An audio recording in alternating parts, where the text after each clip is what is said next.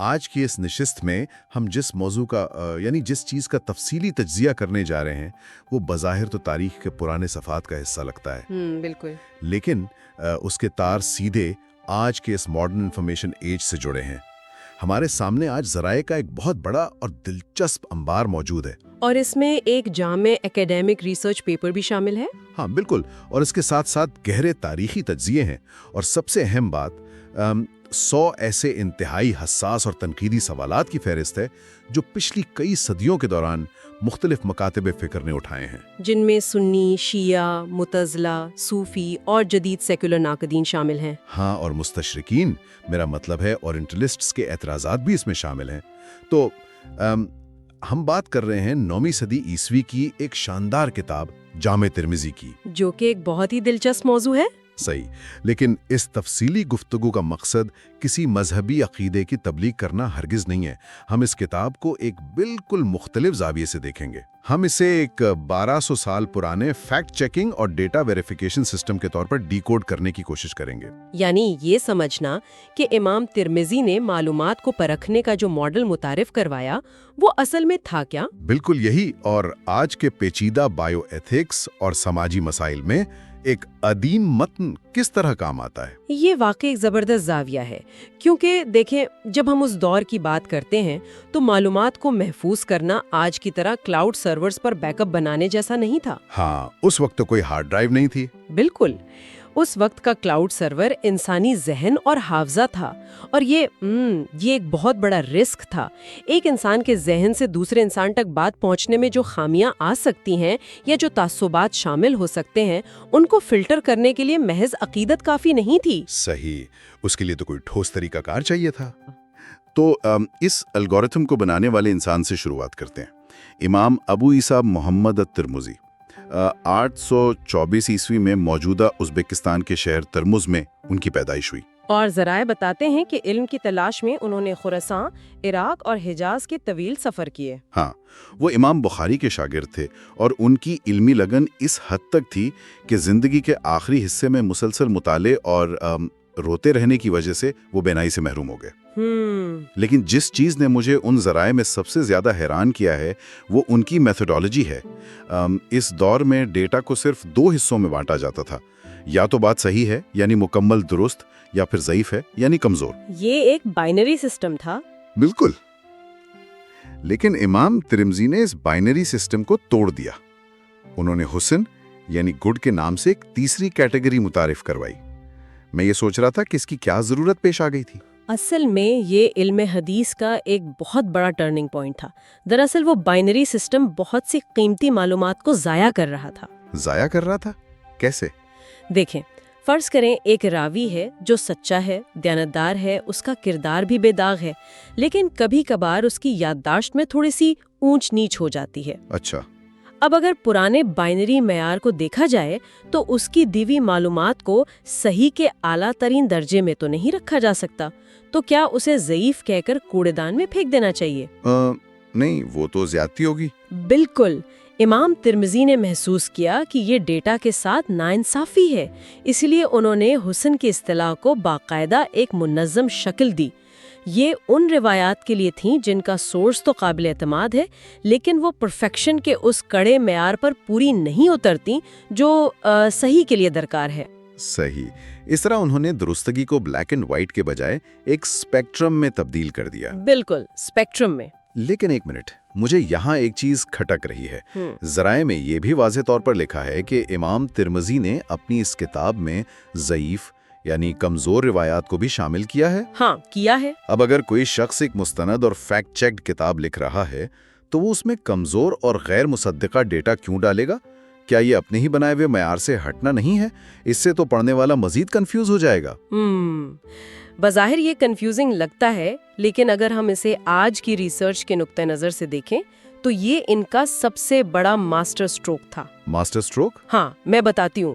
انہوں نے وہ کمزور روایات چھپائے نہیں، بلکہ انہیں کتاب میں شامل کر کے ان پر ایک واضح ریڈ فلیگ لگا دیا کہ دیکھیں یہ روایت میرے نزدیک فلاں راوی کے حافظے یا کردار کی وجہ سے کمزور ہے۔ اسے ہم آج کی زبان میں اوپن سورس ڈیٹا کہہ سکتے ہیں۔ بالکل، وہ جانتے تھے کہ اگر وہ ان روایات کو غائب کر دیں گے تو بعد میں آنے والے محققین کو کیسے پتہ چلے گا کہ کن معلومات کو رد کیا جا چکا ہے۔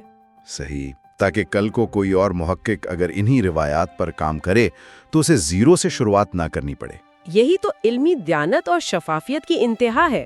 وہ صرف اپنا فیصلہ نہیں سنا رہے تھے بلکہ اپنا پورا ورکنگ پروسیس دنیا کے سامنے رکھ رہے تھے۔ اور اسی ورکنگ پروسیس میں ایک اور اصطلاح سامنے آتی ہے جس پر ہمارے ذرائع میں بہت بحث کی گئی ہے، حسن صحیح۔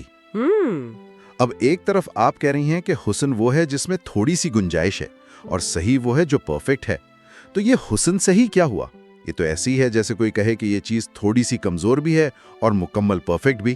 یہ تو تضاد نہیں ہے؟ یہ تضاد اس لیے لگتا ہے کیونکہ ہم اسے ایک ہی راوی کے حوالے سے دیکھ رہے ہوتے ہیں، لیکن کلاسیکی محققین کے ہاں اس کی ایک بہت ہی منطقی تشریح موجود ہے۔ وہ کیا؟ ان کے مطابق جب امام ترمذی کسی روایت کو حسن صحیح کہتے ہیں تو اس کا مطلب عموماً یہ ہوتا ہے کہ وہ بات ہم تک دو مختلف راستوں یا چینل سے پہنچی ہے۔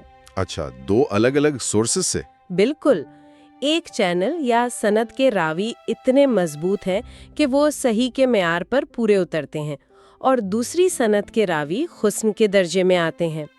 چونکہ متن ایک ہی ہے اور وہ الگ الگ زنجیروں سے آ رہا ہے، اس لیے وہ اسے حسن صحیح کا مشترکہ لیبل دے دیتے ہیں، تاکہ یہ بتایا جا سکے کہ اس معلومات کی تصدیق ملٹیپل سورسز سے ہو چکی ہے۔ بالکل یہی بات ہے۔ یہ تو واقعی ڈیٹا سائنس کی ایک ابتدائی شکل لگتی ہے، لیکن اس سب کے باوجود تنقید سے تو کوئی نہیں بچ سکتا۔ ہاں وہ تو ہے۔ ہمارے ریسرچ پیپر میں تاریخی تنقید کا ایک بڑا دلچسپ حصہ ہے۔ ابن الجوزی جیسے نامور علماء نے ترمذی پر تساہل کا الزام لگایا، یعنی وہ روایات کو پاس کرنے میں ضرورت سے زیادہ نرم تھے۔ اور اس سے بھی بڑی بات، اندلس یعنی اسپین کے مشہور عالم ابن حزم نے انہیں مجہول یا اننون کہہ دیا۔ ایک ایسا شخص جس کا کام اتنا منظم اور انقلابی ہو، اسے مجہول کیسے کہا جا سکتا ہے؟ یہ بڑا دلچسپ سوال ہے۔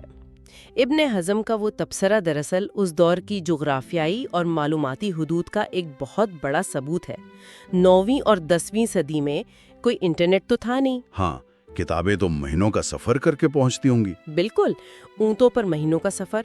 ازبکستان میں لکھی جانے والی کتاب کو اسپین تک پہنچنے اور وہاں کے علمی حلقوں میں اپنی جگہ بنانے میں دہائیاں لگ گئیں۔ تو مطلب کتاب پہنچی ہی دیر سے تھی۔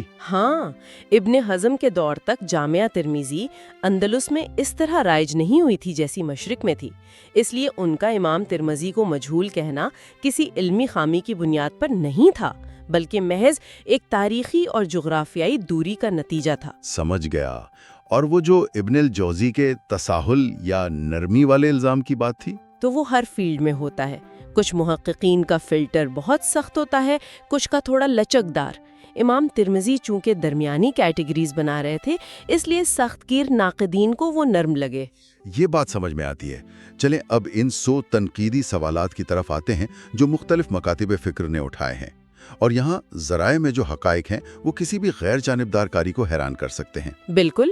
اس دور میں جب عباسی خلافت عروج پر تھی اور مسلکی اور سیاسی کشمکش اپنے عروج پر تھی، امام ترمذی نے اپنی کتاب میں ابان بن تغلب اور محمد بن فضیل جیسے راویوں کی 42 احادیث شامل کی۔ یہ وہ راوی تھے جن کا جھکاؤ واضح طور پر شیعہ مسلک کی طرف تھا۔ ایک سنی عالم کا عباسی دور کے سخت سیاسی ماحول میں ایسے راویوں پر اعتماد کرنا کیا ظاہر کرتا ہے؟ یہ اس پورے علم رجال یعنی راویوں کو پرکھنے کے علم کا سب سے خوبصورت اور غیر جانبدارانہ پہلو ہے۔ کلاسیکی طریقہ کار کا ایک سنہری اصول تھا کہ معلومات کی سچائی کو انسان کے ذاتی عقیدے پر قربان نہیں کیا جائے گا۔ یعنی اگر وہ سچ بول رہا ہے تو اس کا مسلک اہم نہیں؟ بالکل۔ اگر ایک شخص کا حافظہ بہترین ہے، وہ جھوٹ نہیں بولتا اور اس کا کردار معاشرے میں مستند ہے، تو اس کا ذاتی مسلک یا نظریہ اس کی لائی ہوئی خبر کو رد کرنے کا جواز نہیں بن سکتا۔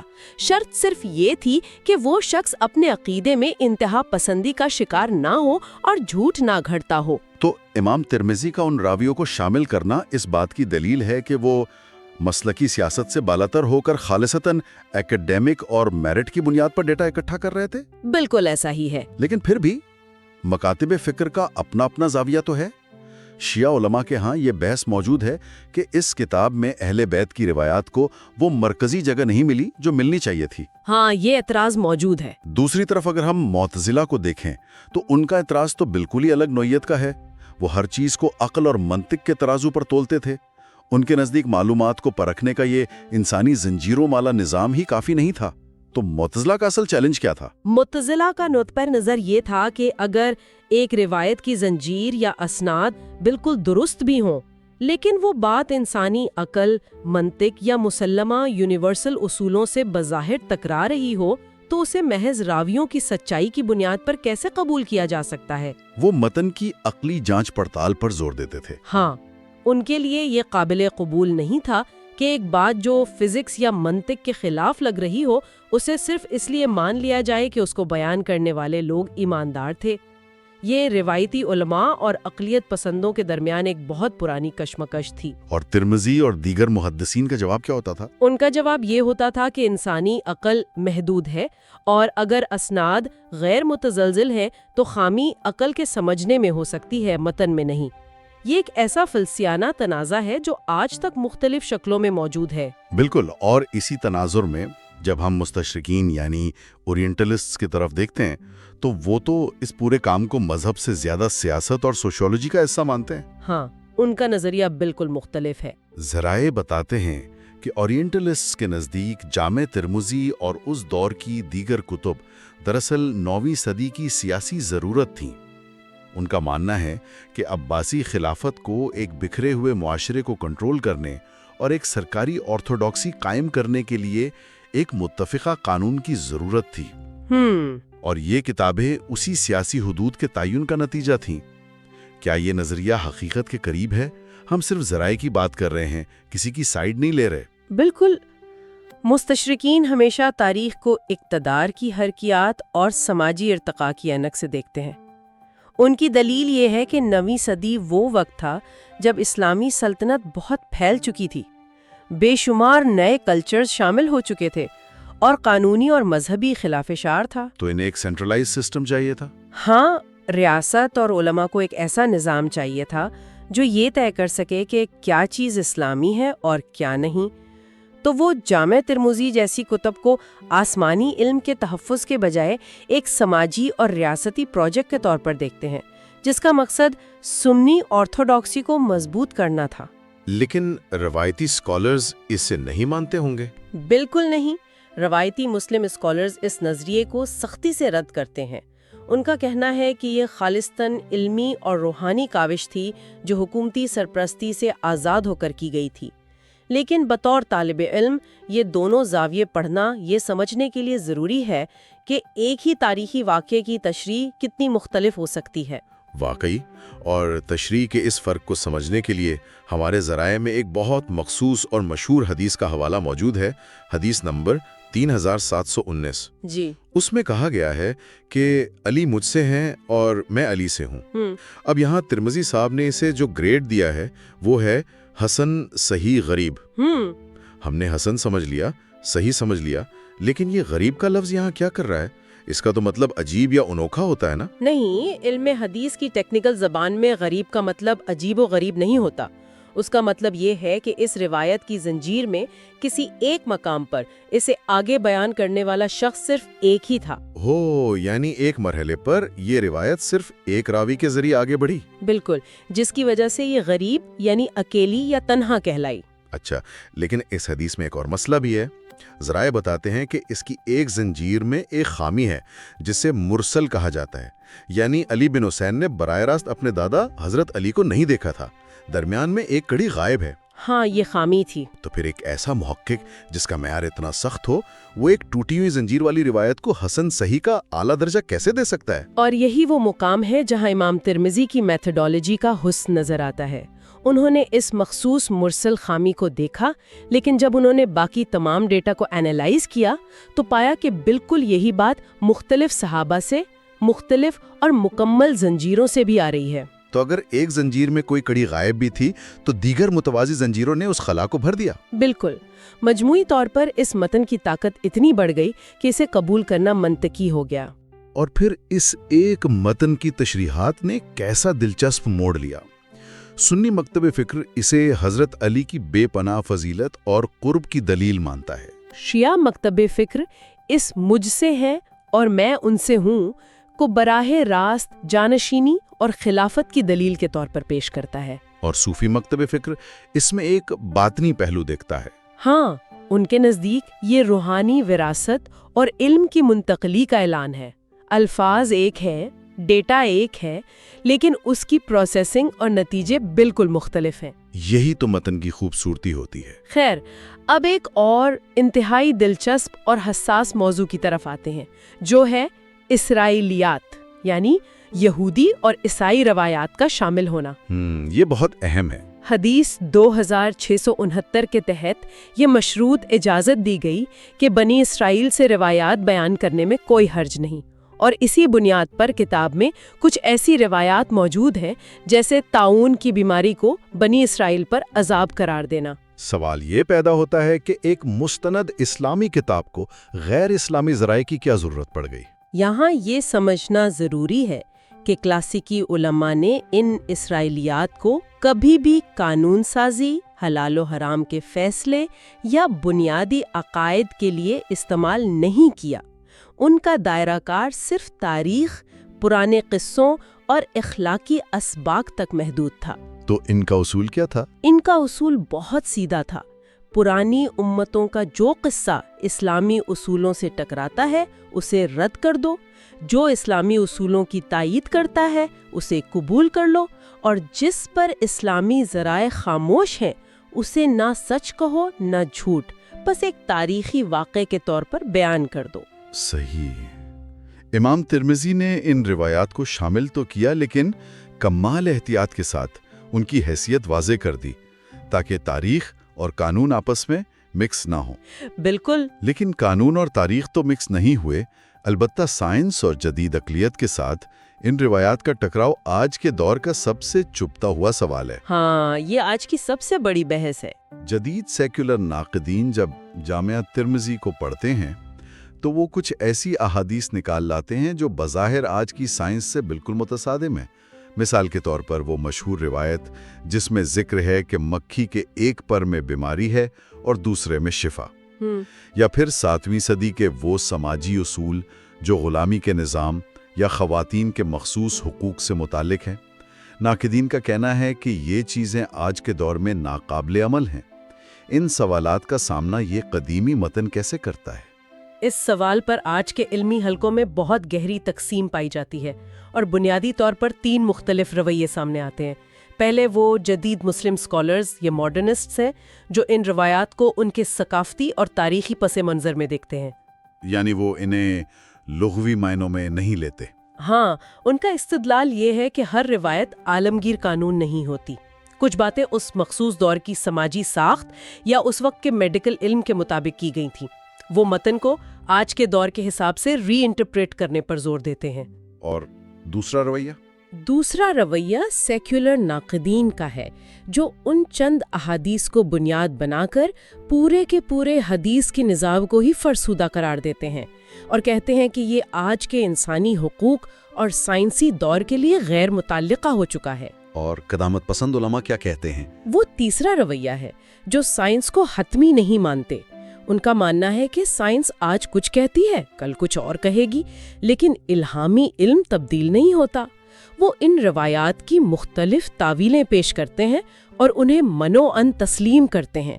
ये तीनों रवैये बेवक्त अपना अपना दिफा कर रहे हैं। ये तो हो गई फिक्री बहस, लेकिन अब इस सब को थोड़ा प्रैक्टिकल बनाते हैं। जामिया तिर्मिज़ी की एक और ख़ास बात जिसने मुझे बहुत मुतवज्जा किया है वो ये है कि इसमें सिर्फ अहादीस जमा नहीं की गईं, बल्कि इस बात का भी रिकॉर्ड रखा गया है कि इस दौर के मुख्तलिफ फ़ुक़हा जैसे इमाम अबू हनीफ़ा, इमाम मालिक और दीगर ने इन रिवायात पर कैसे अमल किया। जी, ये किताब का एक बहुत मुनफरिद हिस्सा है। और हैरत की बात यह है कि ज़राए में ऐसे कई मकामात का जिक्र है जहां एक बिल्कुल सही और परफेक्ट हदीस मौजूद है, लेकिन कोई भी फ़िकी मकतब फ़िक्र उस पर अमल नहीं कर रहा। अब अगर डाटा 100% दुरुस्त है तो उस पर अमल क्यों नहीं हो रहा? ये क्या मुअम्मा है? इस मुअम्मे को समझे बगैर हम इस्लामी कानून यानी फ़िक़ह की गहराई को नहीं समझ सकते। देखिए, डेटा इकट्ठा करना एक काम है اور اس سے قانون بنانا ایک بالکل مختلف کام۔ یعنی فقہا صرف متن کو حرف بحرف پڑھ کر قانون نہیں بناتے تھے؟ بالکل نہیں۔ جب ان کے سامنے کوئی مستند حدیث آتی تھی تو وہ کئی سوالات اٹھاتے تھے۔ کیا یہ حکم عارضی تھا یا مستقل؟ کیا یہ کسی خاص جنگ یا صورتحال تک محدود تھا؟ کیا قرآنی اصول یا کوئی اور روایت موجود ہے جو اس سے زیادہ قوی ہو یا اس کو منسوخ کرتی ہو؟ تو امام ترمذی کا شاہکار ہونا یہ ہے کہ انہوں نے صرف احادیث کی لسٹ نہیں دی بلکہ وہ علم فقہ کا ایک زندہ انسائکلوپیڈیا چھوڑ گئے۔ ہاں، جس میں یہ لکھا ہے کہ علماء نے اس ڈیٹا کو قانون میں کیسے بدلا، اور اگر کسی مستند حدیث کو چھوڑا تو اس کے پیچھے کیا قانونی استدلال تھا۔ تو پھر آج کے ان جدید مسائل کا کیا بنے گا جن کا اس کتاب میں یا ان فقہا کے دور میں سرے سے کوئی وجود ہی نہیں تھا؟ بائیو ایتھکس کو ہی لے لیں، اعضاء کا عطیہ کرنا یعنی آرگن ڈونیشن یا ان وٹرو فرٹیلائزیشن جیسی ٹیکنالوجی، ایک 1200 سال پرانی کتاب ان 21ویں صدی کے مسائل کو کیسے حل کر سکتی ہے؟ اگر کوئی جامع ترمذی میں جا کر اعضاء کے عطیے کا براہ راست جواب ڈھونڈے گا تو ظاہر ہے اسے کچھ نہیں ملے گا، لیکن فقہ کا ارتقاء اس طرح نہیں ہوتا۔ تو پھر یہ کیسی کام کرتا ہے؟ جدید علماء جب بائیو ایتھکس کے ان مسائل کو دیکھتے ہیں تو وہ ان قدیم نصوص کی طرف واپس جاتے ہیں اور وہاں سے اصول اخذ کرتے ہیں۔ اسے اسلامی فقہ میں قیاس کہا جاتا ہے، یعنی اینالوجیکل ریزننگ۔ مثال کے طور پر جامع ترمذی میں انسانی جان کی حرمت، جان بچانے کی فضیلت اور نہ نقصان اٹھاؤ اور نہ کسی کو نقصان پہنچاؤ جیسی روایات موجود ہیں۔ جدید فقہا ان روایات کی بنیاد پر ایک اصول بناتے ہیں کہ انسانی جان بچانا ایک اعلیٰ مقصد ہے۔ صحیح۔ اب وہ اس اصول کو اعضاء کے عطیے پر لاگو کرتے ہیں کہ اگر ایک شخص کی موت کے بعد اس کے اعضاء سے کئی زندگیاں بچ سکتی ہیں اور اس میں کسی کا مالی استحصال نہیں ہو رہا تو یہ ان پرانے اصولوں کے عین مطابق ہے۔ یعنی متن پرانا ہے لیکن اس سے نکلا ہوا اصول آج کی جدید میڈیکل ٹیکنالوجی کے فیصلوں پر قیاس کے ذریعے لاگو ہو رہا ہے۔ بالکل ایسا ہی ہے۔ یہ بات واقعی ذہن کے دریچے کھولنے والی ہے کہ کس طرح پرانے ڈیٹا سے نئے مسائل کے لیے گائیڈ لائنز نکالی جا سکتی ہیں۔ تو اگر ہم آج کی اس پوری گفتگو کو سمیٹیں تو یہ واضح ہو جاتا ہے کہ جامع ترمذی محض پرانی مذہبی کہانیوں کا مجموعہ نہیں ہے، ہرگز نہیں۔ یہ ایک باقاعدہ فریم ورک ہے، معلومات کو پرکھنے کا ایک کڑا معیار، راویوں کا کراس چیک، حسن جیسی کیٹیگریز کے ذریعے امکانات کو تسلیم کرنا، اور سب سے بڑھ کر وہ علمی دیانت جہاں کمزور ڈیٹا کو چھپانے کے بجائے اس پر واضح فلیگ لگا کر اوپن سورس کی طرح پیش کیا گیا۔ اور شاید اس کتاب کی سب سے بڑی کامیابی ہی یہی ہے کہ اس نے ثابت کیا کہ علم ہمیشہ چیلنجز اور مختلف زاویوں کا سامنا کرنے سے نکھرتا ہے۔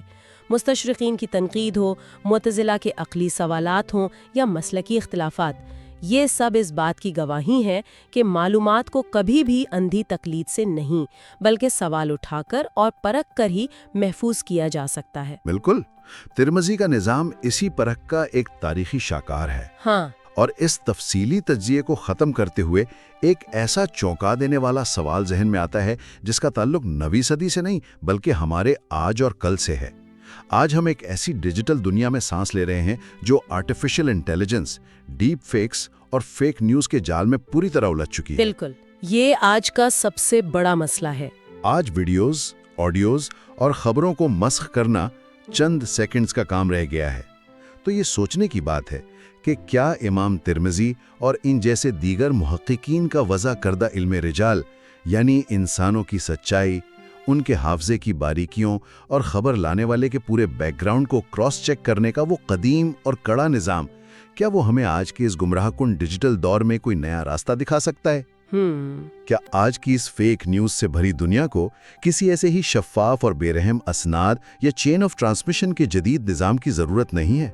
یہ ایک ایسا سوال ہے جو کسی بھی تجسس رکھنے والے ذہن کو ماضی کے قدیم اوراق میں مستقبل کے حل تلاش کرنے پر مجبور کر سکتا ہے۔ آج کے اس معلوماتی سفر میں ساتھ رہنے کا بہت شکریہ۔